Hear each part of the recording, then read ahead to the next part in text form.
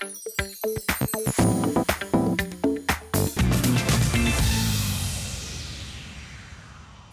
I'm Shabana. This is Amrita. We're the Maverick makeup artists from the Cloakroom. Today we're going to talk about powders, mattifying and highlighting, and how to use both effectively. So mattifying and highlighting powders are the opposite of each other.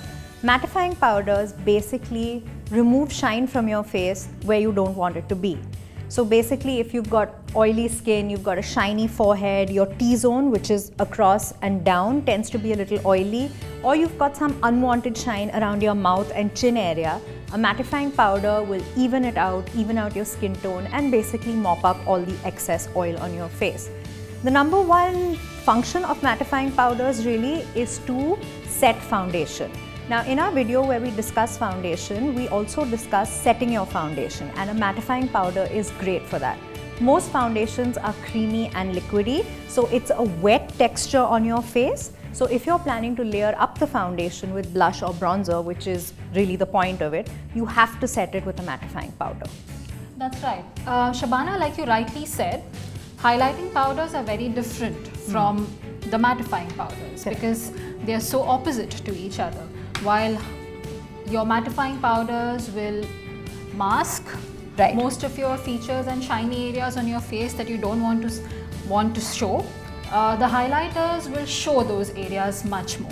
So be very careful when you're using highlighting powders. Use them only on areas where the light would directly hit your face. For example, let me show you on Shabana's face here. Shabana, if you could look once. Sure. So in the middle of your forehead, the bridge of your nose, and the highest point of your cheek here. So if you can feel the bone there on your cheek, it's the highest point on your cheek. And when you smile, the highest point is what is visible. And to make it more prominent, you know, to get that celebrity chiseled face, that's a little trick that the celebrities use. They apply highlighting powder just right there. So Amrita, even though we mattify these areas to remove shine and oil, the highlighting powder, because it's dry, actually enhances those areas without making it look oily. Yes, but one must be very, very careful not to put too much of these highlighting powders, otherwise you'll end up looking more oily and you'll end up looking like a light bulb. So you don't want that really. No, not at all. Another very, very important tip when you're using highlighting powders is to use the right kind of brush. I cannot use a brush as wide and fluffy as this one because the highlighting powder will just go everywhere. It's alright to use this for, you know, your normal mattifying powder where you need that much coverage.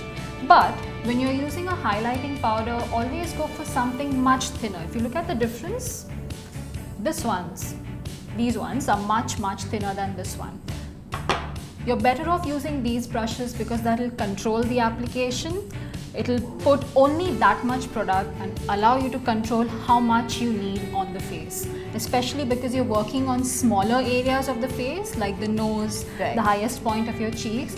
You don't want to use a bigger brush for that. So if you have any questions, comments, any kind of feedback that you'd like to give us, please subscribe to this channel. We'd really, really love to hear from you. Thank you so much for watching.